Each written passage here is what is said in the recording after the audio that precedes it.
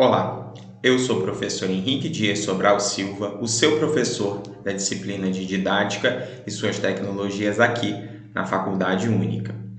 Bem, para que nós iniciemos esse contato, é importante situar o lugar da minha formação nesse processo. Afinal, iniciar uma disciplina de didática requer que hajam referências sobre a formação do professor ou da professora que acompanha o seu processo formativo. Bem, a minha área de formação é a História, tanto na licenciatura quanto no bacharelado. Sou graduado pela Universidade Federal do Rio de Janeiro, cursei o mestrado na área de História e Relações de Poder na Universidade Federal Rural do Rio de Janeiro e atualmente estou concluindo o doutorado em História e Relações de Poder na Universidade Federal de Minas Gerais, a UFMG. Desde o início da minha graduação em História, eu venho me aproximando de discussões relacionadas à educação, sempre numa perspectiva de aproximação com o ensino, com a licenciatura e com discussões no entorno do processo de ensino e aprendizagem. Sendo assim, a minha formação tem pavimentado o meu caminho, a minha leitura e a minha crítica e análise sobre a educação. Sendo assim, para pensarmos juntos a primeira unidade do nosso material didático de didática, para pensarmos juntos a primeira unidade do nosso material de didática, é importante que nós pensemos que ele está estruturado a partir de uma tríade. Que tríade é essa? A didática, o ensino e a aprendizagem. Sendo assim, vamos nos aproximar um pouco dessa discussão em termos históricos, para que nós consigamos nos aproximar desse debate também em termos educacionais. Sendo assim, quero dizer para você que tomo aqui por pressuposto inicial que a educação ela se constitui como uma atividade humana universal. Todas as formas de organização social que já existiram e que existem registraram algum tipo de formação educacional. Mesmo na antiguidade, quando imperavam modos de produção social, onde o conhecimento sistematizado, onde a falta da escola era bastante presente, existiam meios, ainda que informais, próprios para a transmissão de conhecimentos básicos. Nesse contexto, é importante dizer que os relatos orais eram formas de experiência educacional, as vivências comunitárias, os rituais de iniciação, e, sobretudo, o trabalho. As gerações antigas transmitiam o seu conhecimento às novas gerações por meio da oralidade, que não somente se apropriavam desses conhecimentos, mas também os recriavam e criavam novos conceitos. Os diferentes modelos educacionais criados pelo homem ao longo de toda a história sempre estiveram vinculados a um tipo de sociedade que pretendia se consolidar, se construir e se perpetuar. Os processos educativos, nesse sentido, eles não são neutros. Eles contribuem para a manutenção, para o desenvolvimento e também para a transformação de uma sociedade.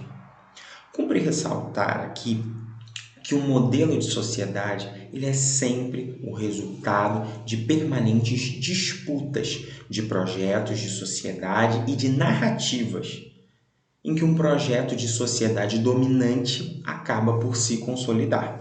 Assim, os processos educativos e, no limite, a didática, por estarem referenciados no modelo de sociedade em geral, representam os interesses da classe dominante.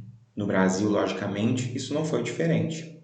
Se nós considerarmos o período colonial e a exploração bastante grande de homens, mulheres e também de recursos naturais, nós temos um horizonte de desenvolvimento humano, social, educacional e político muito deficitário.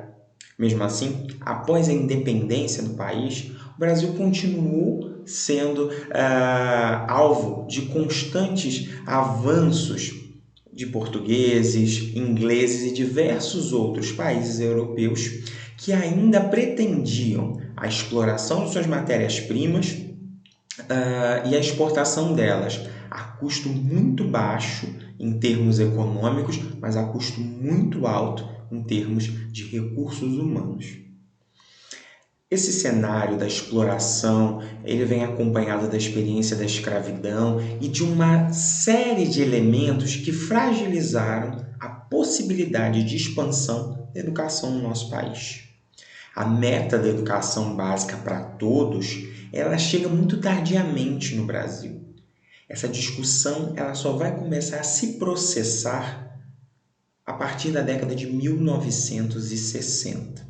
Sendo que o Brasil já era ocupado pelos portugueses há pelo menos desde o ano de 1500 e mais fortemente a partir do ano de 1530.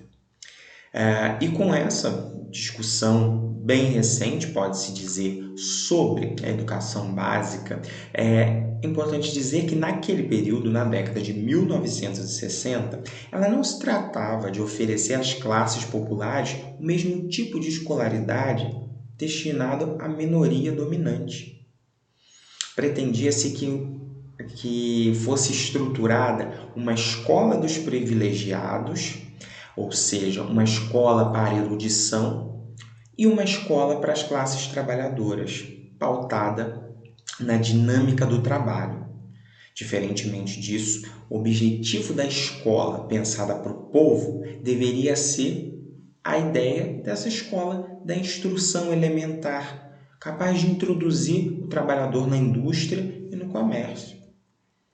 A escola popular ela era uma perspectiva de amenizar as consequências da irresponsabilidade governamental causada naquele período da década de 1950 a partir de um trágico êxodo rural no país. Fator esse que foi se constituindo com o avanço do latifúndio, com a violência no campo e a necessidade de migração de homens e mulheres. No prazo de 2 décadas, principalmente na década de 70 e 80, a população brasileira deixa de ser predominantemente rural e o Brasil passa a ser um país urbano, um país urbanizado. A causa desse desordenamento que se deu com essas migrações, ela gera, cidades muito inchadas, o homem do campo perde a sua identidade e se vê premido a aglomerar-se em barracos e favelas. E aí vocês podem estar se perguntando, mas o que isso tem a ver com didática? Qual o lugar da didática nesse processo? É importante nós pensarmos que a didática ela está presente dentro da escola e dentro de todos os processos aos quais nós estamos narrando. A escola para as massas ela foi pensada para adaptar os trabalhadores às novas exigências profissionais decorrentes do ingresso do país na indústria e no comércio, como disse há pouco. Não se tratava de vincular prática e teoria, de modo a assegurar uma formação integral para esse homem e para essa mulher. Nessa perspectiva, nós estávamos num ambiente em que o homem isolado ele não poderia atuar com qualidade sobre a natureza, sem pôr em ação seus músculos, sobre o controle do seu cérebro. Essas não são palavras minhas, essas são palavras do Marx. Para ele, o filósofo Karl Marx vai falar lá no final do século XIX e com ecos de uma perspectiva marxista até os dias de hoje, que fisiologicamente a cabeça e as mãos são partes de um sistema. Do mesmo modo, o processo de trabalho conjuga o trabalho do cérebro e o trabalho das mãos. Ou seja, a partir de uma perspectiva marxista, pensava-se que a escola deveria ser uma reunião entre elementos de ordem intelectual e manual. E, efetivamente, no Brasil, isso não estava acontecendo e, em muitos casos, ainda não acontece. A proposta escolar, quando fica submetida às necessidades mais imediatas da atividade profissional, ela muitas vezes não possibilita aos homens uma abertura de horizontes. Afinal, esse homem passa a mergulhar nessa técnica. Os horizontes se fecham e se restringem. A concepção de escola não poderia ser outra. A escola boa é a que garante o acesso e a permanência no emprego. Promessa essa que foi se esvaindo ao longo do tempo, diante do aumento do desemprego no nosso país. É importante dizer que nós estamos pensando ainda nas décadas de 60, 70 e 80. Nesse contexto, nos cursos de formação de professores, a didática, ela tem se configurado como uma disciplina reconhecidamente importante, talvez uma das mais importantes dentro dos currículos das licenciaturas e do curso de pedagogia em específico. Essa importância, contudo, ela diz respeito principalmente ao aspecto técnico e prático da atividade docente, de como a didática pode concretamente intervir no processo de ensino e aprendizagem, em que pese a importância dada pelo marxismo às atividades no processo da formação humana, no trabalho alienado, as atividades se tornam mecânicas e reproduzem o processo de alienação, ou seja, um distanciamento entre a pessoa que produz e o seu produto. A limitação do trabalho docente, a limitação do trabalho do professor, a sua dimensão técnica, reduz o campo de investigação da didática. E essa redução que acaba fazendo com que a didática se dedique a questões meramente instrumentais, isso tem um prejuízo muito grande, pois com isso se diminui a possibilidade de reflexão crítica e subjetiva sobre o processo de ensino e aprendizagem e sobre os sujeitos mais importantes para a didática, quais sejam os docentes e os estudantes. Com efeito, no modo de produção capitalista, com a divisão social e técnica do trabalho, os trabalhadores tendem a perder a visão da totalidade. As suas atividades são fragmentadas e distanciadas dos objetivos principais da sua produção. Na esfera educacional, os processos também tenderam a reforçar o preparo técnico dos professores.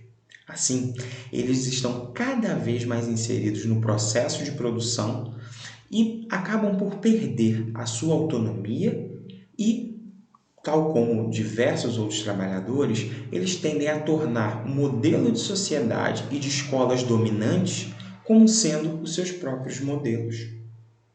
Refletir sobre a didática nesse contexto é uma necessidade para o processo de ensino e de aprendizagem. Refletir sobre a didática é pensar principalmente em uma discussão entre os vínculos do processo produtivo e dos processos educativos. O ensino e aprendizagem, e vocês vão encontrar com mais atenção na primeira unidade do nosso material didático, ele se caracteriza como um processo dialético, contínuo e complexo, pois a aprendizagem ela refere-se à apreensão de conhecimentos e esses modificam concepções, condutas, relações e circunstâncias materiais e imateriais. O binômio ensino e aprendizagem tem o seu desfecho na assimilação de novos conhecimentos por parte dos agentes envolvidos, como disse há pouco, os docentes e os discentes. Portanto, ela desenvolve a essência humana. Na literatura educacional, um registro importante que será feito aqui é no sentido de valorizar autores como Carlos Libânio, Lucchesi, Mendes e diversos outros, como Vera Candor também, que aperfeiçoaram suas leituras aqui no Brasil sobre a didática. Essa literatura ela registra como decorrência do processo educativo a assimilação de conhecimentos, habilidades e atitudes. Nesse processo, quero dizer para você, estudante da Faculdade Única, aqui do curso de Pedagogia, nós devemos pensar a didática antes de nos preocuparmos com o ensino. O ensino trata-se de uma técnica de transmissão de algo, mas é importante que nós pensemos com a preocupação com o sentido, o significado e o porquê de ensinar algo para alguém. Sendo assim, conforme categorizou a professora Vera Candô, o primeiro modelo refere-se à didática instrumental, centrada nos estudos dos instrumentos utilizados na transmissão do conhecimento. O segundo modelo é a didática fundamental, centrada no objetivo fundamental do conhecimento, qual seja a sua importância para o processo de humanização. O resultado de um processo de ensino e aprendizagem ele pode ser facilmente mensurado quando se trata de um conhecimento operacional. Por exemplo, Brasília é a capital do Brasil. Sócrates nasceu em Atenas. O dobro de 2 é 4. José aprendeu a nadar. Mas a verificação da aprendizagem, ela se torna complexa quando se trata de conhecimentos filosóficos, históricos, sociológicos. Afinal, qual o sentido de nós pensarmos, por exemplo, a desigualdade social no Brasil? Como seria o Brasil caso não tivesse a presença da pobreza urbana? Seria a legalização do aborto importante para proteger vidas? Essas frases, elas dão densidade às questões. Essas perguntas, melhor dizendo, dão densidade às questões que estão no nosso cotidiano. Lembrem-se sempre, estudantes, que o que move o mundo não são as respostas, mas sim as perguntas. Se nós recorremos a um autor bastante presente na área de psicologia da educação, tal como foi Vygotsky, nós temos que pensar na necessidade de problematizar as relações entre o processo de aprendizagem e de desenvolvimento. Afinal, essas relações, elas passam por um ambiente de desenvolvimento de avaliações diagnósticas e que tendem a buscar potencialidades na formação dos sujeitos. Com isso, é muito importante que se pense que a didática ela vai se dar num ambiente de contato com a história, com a filosofia, com a sociologia e com a psicologia. Nesse sentido, é muito importante que nós pensemos que a ideia de didática ela não surge do nada. Ela surge da continuidade dos estudos, do avanço do conhecimento já acumulado, ainda que seja para reinterpretá-la, discuti-la, criticá-la. O contexto histórico e social ele precisa ser considerado tanto para a didática quanto para o ensino e a aprendizagem.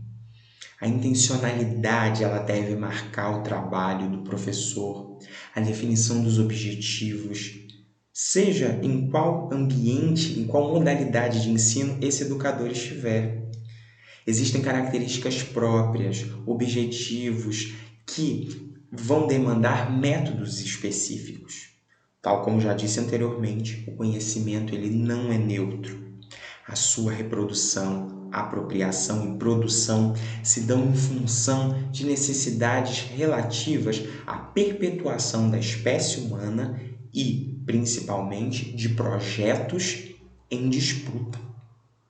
Os processos educativos, eles acham-se vinculados aos processos produtivos e, desse modo, objetivam a satisfação tanto das necessidades mais elementares, como beber, comer, quanto a satisfação das necessidades relativas ao âmbito social, afetivo, estético. Com o avanço civilizatório e a complexificação das relações próprias da nossa sociedade, imersa na tecnologia, por exemplo, tornam-se necessários processos educativos cada vez mais sistemáticos, que tenham adesão com os estudantes. Nesse processo, A intenção é fortalecer a relação entre professores e estudantes no ambiente da escola. Ocorre que os conhecimentos já produzidos, em função da sua quantidade e especificidade, se apresentam às novas gerações como algo acabado, congelado, estático e muitas vezes de difícil acesso e estranho à experiência desses estudantes. Nesse contexto, é imprescindível que o conhecimento escolar se apresente pleno de intencionalidade, tanto da parte de quem ensina, quanto da parte de quem aprende. Os motivos que tornam um determinado saber digno de ser assimilado pelas gerações atuais devem ser conscientes. O estabelecimento de objetivos, conteúdos, metodologias na formação e na estruturação, por exemplo, de um projeto político-pedagógico, como iremos conhecer nas próximas unidades, tanto pode tornar intencional o processo de ensino e aprendizagem, quanto conduzir para uma burocratização e para uma construção puramente técnica. A burocratização do processo do ensino e aprendizagem, ela prioriza, antes de tudo, a sua formalidade. Com isso, são esquecidos os sujeitos, são desconsideradas as subjetividades. As pessoas acabam sendo sequestradas de si mesmas e remetidas para um universo que lhes é estranho, em que a presença da alienação, do excesso de conteúdos, acaba fazendo com que os significados vão se desintegrando. A intencionalidade, em certa medida, ela pode atuar como um antídoto para a alienação. Isso se configuraria na medida em que os educadores e educandos buscassem o significado do que fazem. Não bastaria a intencionalidade apenas por parte daqueles que estão ensinando, mas também de quem aprende. É importante que ambos estejam conscientes do seu papel de protagonistas nesse processo. Contudo, nada garante que docentes e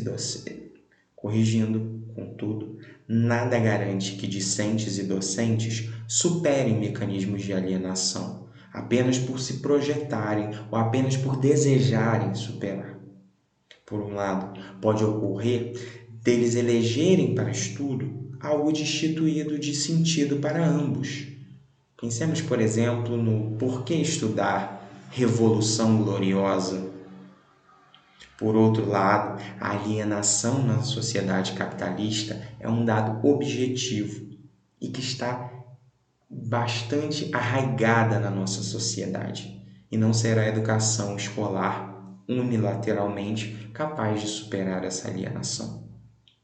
É importante reafirmar aqui que na sociedade de classe há que se ter presente que nos processos educativos empreendidos sempre houve disputa, sendo a educação colocada a serviço da classe dominante para consolidar um modelo de sociedade dominante. A escola atual, ela não está imune de ser aparelhada para educar na perspectiva da subserviência ao sistema capitalista, moldando e adaptando indivíduos aos interesses dos dominadores, em vez de disseminar valores para a autonomia e para a emancipação dos sujeitos. O alto grau de inculcação da tecnologia, dos desejos artificiais, do consumismo, vão se transformando em práticas do cotidiano de homens e mulheres em todas as faixas etárias.